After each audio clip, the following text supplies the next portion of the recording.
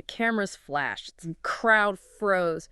And, well, just like that, Hollywood had a new obsession. I mean, we are talking about the brutal, completely off-screen death of television's biggest patriarch. Right, lying in a pool of blood. It was staged as a suicide, but, the audience quickly finds out it was a hit. Welcome to Starscope Report. I'm Jordan. And I'm Jamie. Join Jordan and Jamie as they uncover Hollywood drama, music industry shakeups, and viral influencer scandals.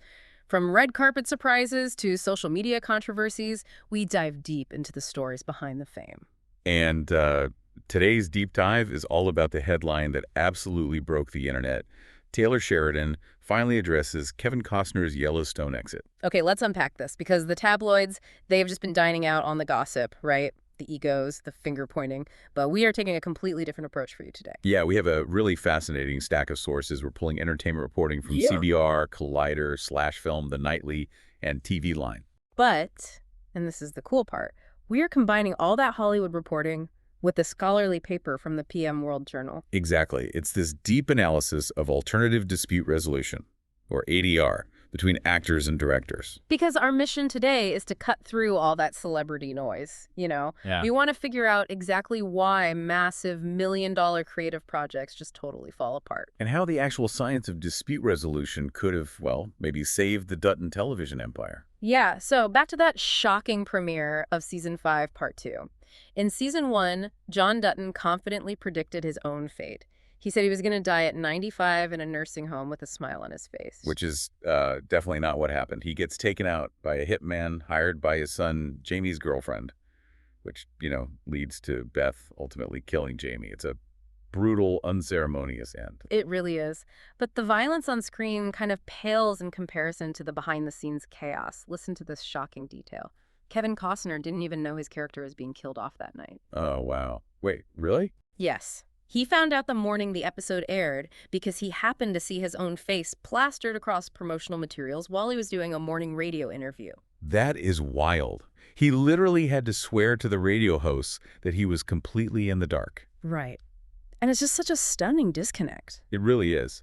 When the lead stakeholder, the literal face of your multi-million-dollar product, is entirely alienated from the launch, you aren't just looking at a creative disagreement anymore. No, you're looking at a complete meltdown. Exactly. It is a catastrophic failure of organizational structure. But before we get into the science of how to fix a broken structure, we have to look at how this specific structure broke. And to do that fairly, we have to look at the conflicting narratives from both sides. Right, because both Costner and Sheridan have very different timelines here. Totally. So if you look at Costner's side, he claims he had a clear contract to shoot Seasons 5, 6, and 7. But then Paramount and 101 Studios started altering the schedule. They split Season 5 into two halves, right? Part A and Part B. Yeah, which created this massive 14-month gap in production. And Costner was already trying to fund, direct, and star in his own $100 million passion project. Oh, right. Horizon. That multi-part Western film series. Exactly. So Costner says he kept trying to fit the Horizon production into those shifting gaps, but the network kept moving the goalposts. And worse, they hadn't even written the scripts for the second half of Season 5 yet. Which is an enormous logistical hurdle. Yeah. You can't schedule a $100 million movie around a TV show that doesn't even have scripts. Right. And the tension got so high that Costner actually testified about it under oath during his highly publicized child support hearing. He said he was offered less money and had major creative issues. So from his perspective, the studio failed to deliver the necessary resources, which compromised his ability to manage his own portfolio. But Taylor Sheridan has a completely different take. Yeah, Sheridan claims the original plan and Costner's original contract was only ever supposed to be for 3 seasons. Right, the overarching narrative was always designed for the kids to take over the ranch. But according to Sheridan, the network realized they had this massive hit and got terrified of losing their biggest star. So they pressured Costner to extend his stay. And Sheridan maintains that Costner's abrupt exit didn't fundamentally alter John Dutton's ultimate fate. It just truncated the timeline. He even pointedly noted that he doesn't do, quote, "if you car crashes," to write actors off out of spite. But spite was definitely brewing on set. The sources detailed this major physical altercation that served as a huge tipping point. Oh, the fight between Costner and Wes Bentley. Yes. Costner and Bentley, who plays his son, Jamie, got into an actual pushing and shoving match over how to play a highly emotional scene. That is intense. Yeah, Costner basically demanded script approval. He wanted to ignore the written dialogue and play it his own way. But Bentley pushed back, saying he signed up for a Taylor Sheridan show, not a Kevin Costner show. And Sheridan strictly refuses to yield any script approval to anyone. He writes every single episode himself. Which is crazy to think about. It's like a contractor constantly moving the dates on your kitchen remodel while you are desperately trying to build a second house across town, and then everyone starts literally shoving each other in the kitchen. That is a pretty perfect analogy, honestly. So what does this all mean for the production itself? How does a multi-million-dollar business let this happen? Well, this is where that paper by Gabriel Halm from the PM World Journal comes in. It provides so much clarity here. Okay, let's pivot to the clinical side, because the entertainment industry loves to pretend this is just, geniuses clashing. Right, they romanticize Hollywood drama, but the paper strips all that away. It approaches a movie or TV show simply as a temporary organizational structure, managing financial assets and human assets. Money and people. Exactly. And to diagnose why a project fails, the paper uses a root cause analysis framework, specifically an Ishikawa diagram. Oh, the fishbone diagram. I've seen these in corporate training. It literally looks like a fish skeleton, right? Right. Yeah, exactly. The head of the fish is the problem. In this case, Yellowstone collapsing, and the bones angling off the spine are the different categories of causes. So what are the bones of a Hollywood failure? The main causes of industry disputes are contract issues, underestimated delays, and actors, which include stress, egos, and personality disagreements. It is wild how perfectly Yellowstone hit every single branch on that failure tree. They had the contract disputes over seasons 6 and 7, the 14-month delay, and the literal pushing match between Costner and Bentley. They ran the entire board of root causes. But, I have to push back a little here. It's easy to look at a chart after the fact and say they clashed. But how do you actually solve a clash of literal Hollywood titans once it starts? You can't just put them in timeout. That is the critical question, and it's where the paper introduces the Alternative Dispute Resolution Framework, or ADR. Okay, how does that work? It evaluates how managers should respond to conflict using a multi-attribute decision-making model. It basically ranks solutions mathematically against the attributes most critical to the project. Is it just like a pro and con list? Much more sophisticated. The solutions are prevention, negotiation, adjudication, mediation, expert determination, and litigation.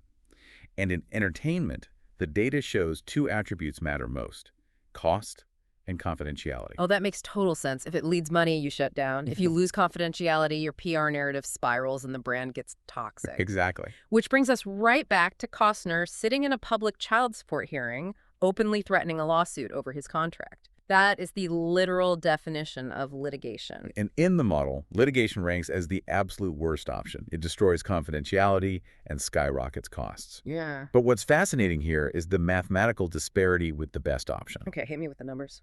According to the data, prevention scored 986% better than litigation. Wait, almost 1,000% better. How do you even quantify prevention by that much? It utilizes Pareto analysis, the 80-20 rule. Basically, 80% of your project's hemorrhaging stems from 20% of unmanaged conflicts. Ah, so prevention contains that 20% before it infects the whole schedule. Exactly. Without prevention, cost, duration, and confidentiality hemorrhage out of control. But wait, if you're loving these Hollywood twists and the actual science behind them, make sure you're subscribed. We've got even crazier stories ahead. And that's not even the wildest part of this one. No, it really isn't.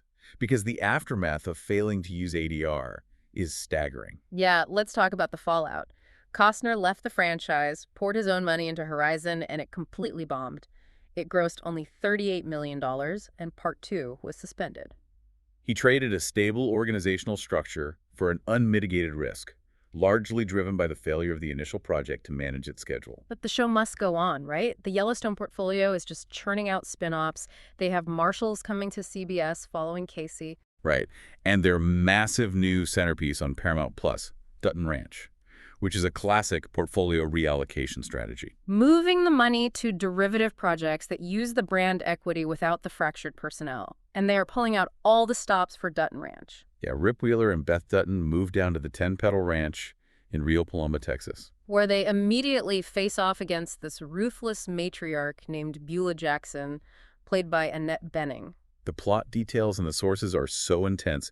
There's a foot-and-mouth disease outbreak that forces Rip and Beth to cull their entire herd. And the murder of a foreman named Wes.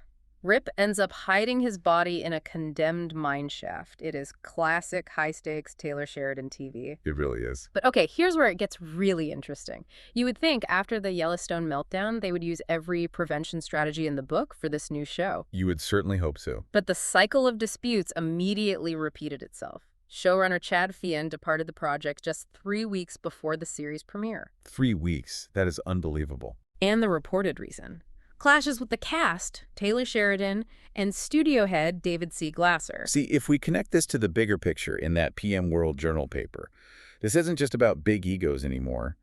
It is a textbook failure of project portfolio management. Because if you don't fix the foundation, the house is going to keep sinking no matter who you cast to live in it. Precisely. Without institutional prevention like embedded mediators and strict scope adherence, the exact same root causes will torpedo even the most successful franchises. So why should you, the listener, care about any of this if you aren't a Hollywood megastar? Because every project relies on human assets, whether it's a corporate product launch or a community fundraiser. Exactly. Understanding the Pareto impact of conflicts and prioritizing prevention and negotiation will literally save your budget, your timeline, and your sanity. It's just a fundamental truth of working with people. You have to manage the conflict before it manages you. Which leaves us with one final provocative thought for you to ponder. If Costner's original contract was truly only for 3 seasons, and the story was meant to hand the baton to the kids. Right, the natural story arc. Did the network's corporate greed to squeeze more juice out of a hit show actually destroy the very narrative integrity they were trying to profit from? It really makes you wonder if the ultimate prevention strategy is simply knowing when a project is naturally supposed to end. Such a good point. You've been listening to Starscope Report, where Jordan and Jamie uncover the stories shaping Hollywood, music, and pop culture. Thanks for tuning in. And don't forget to subscribe for more stories that keep the stars shining.